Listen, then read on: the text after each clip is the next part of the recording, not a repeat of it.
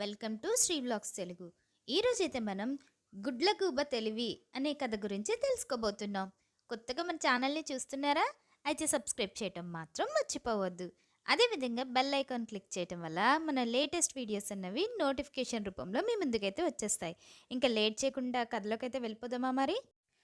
అనగనగా ఒక అడవి.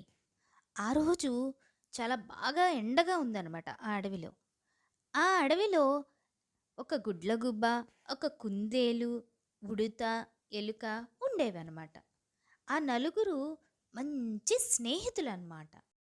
గుడ్లగూబ చాలా తెలివైంది మరియు మంచి దయ కలిగిందనమాట. అలాగే కుందేలుంది కదా! ఆ కుందేలు కూడా చాలా క్యూరియస్‌గా ఉండేదనమాట. ఏ విషయాలైనా నేర్చుకోవాలి అనే క్యూరియస్‌గా ఉండేది. అంతేకాకుండా మంచి ఎనర్జిటిక్ అనమాట కుందేలు. ఇంకా ఉడత విషయానికొస్తే ఇది చాలా స్మార్ట్. మంచి తెలివిగా ఆలోచించేదనమాట. కానీ కొన్నిసార్లు చాలా బద్ధకంగా ఉండేదనమాట. ఇంకా చివరికి మన పిల్లి దగ్గరికొస్తే ఇది చాలా పిరికిది. ఇంకా తెలివి తక్కువ దద్దమ్మ అనమాట. ఒకరోజు ఈ నలుగురు కలిసి ఒక పెద్ద చెట్టు దగ్గర ఆడుకుంటున్నారనమాట. కొంతసేపు బాగానే ఆడుకున్నారు. తర్వాత వీళ్ళ మధ్యలో విభేదాలు మొదలయ్యాయి అన్నమాట.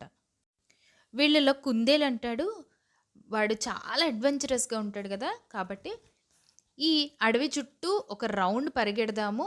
ఎక్కడెక్కడ కొత్త కొత్త ప్రదేశాలున్నాయో వాటన్నిటిని వెతికి పట్టుకుందాము అని ఈ కుందేలంటాడనమాట.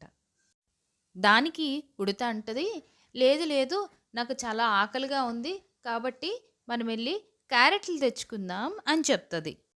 దానికి పిల్లంటది, అసలు అడవి చుట్టూ తిరగాను వద్దు, ఈ క్యారెట్లు తెచ్చుకోను వద్దు. హాయిగా చూసారా ఈ చెట్టు ఎంత బావుందో, ఈ చెట్టు నీడ కింద హాయిగా దర్జాగా పడుకుందాము ఎటూ తిరగకుండా అని ఈ సోమరిపోతు పిల్లంటదనమాట. ఈ ముగ్గురు గొడవని చెట్టుపై నుంచి గుడ్లగూబ గమనిస్తూ ఉంటుందన్నమాట. ఇంకా గొడవ పెద్దదవుతుండేసరికి ఇంకా ఇలా కాదులే అని చెప్పి, మిత్రులారా ఆగండి ఆగండి, ఒకసారి నా మాట వినండి అంటూ గుడ్లగూబ వాళ్ళ దగ్గరికి వస్తుందన్నమాట. అప్పుడు గుడ్లగూబ వీళ్ళకి ఒక ఆలోచన ఇస్తుందన్నమాట. సరే, ఇప్పుడు మీరు ముగ్గురు 3 అభిప్రాయాలు చెప్పారు కదా! కానీ ముగ్గురి అభిప్రాయాల్ని ఒకటి తర్వాత ఒకటి ఎందుకు అమలుపరచకూడదు? ఒకసారి అలా అమలుపరిచి చూడండి. చాలా బావుంటుంది. ప్లస్ ఎవ్వరికీ కోపము రాదు. అందరూ చక్కగా హ్యాపీగా ఉంటారు. ఒకసారి అలా పాటించి చూడండి అని అంటుందనమాట. అలా గుడ్లగూబ ఇచ్చిన ఆలోచనని అందరూ పాటించాలనుకుంటారనమాట. మొదటిగా మన కుందేలు చెప్తది గదా! అడవి చుట్టూ ఒక రౌండేసేద్దామని. అలాగే వీళ్ళ ముగ్గురు కలిసి చకచకా పరిగెత్తుకుంటా హాయిగా అడవి చుట్టూ ఒక రౌండేసుకుంటా అలా తిరుగుతూ, తిరుగుతూ కొత్త ప్రదేశాలని, ప్లేసెస్‌ని కొన్ని కొన్ని కనుక్కొని వాటిని చూసి అబ్బా! చాలా బావున్నాయి గదా! అనుకుంటే చాలా హ్యాపీగా ఫీలవుతారనమాట. తర్వాత అందరూ క్యారెట్లని సేకరిస్తారు. క్యారెట్లని తీసుకొనొచ్చి చివరగా ఆ పెద్ద చెట్టు దగ్గరికి వచ్చేస్తారనమాట.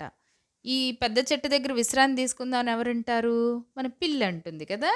అలాగే ఈ క్యారెట్‌లని తీసుకొచ్చి చక్కగా చెట్టు దగ్గరికొచ్చి హాయిగా తిని ప్రశాంతంగా విశ్రాంతి తీసుకుంటాయన్నమాట.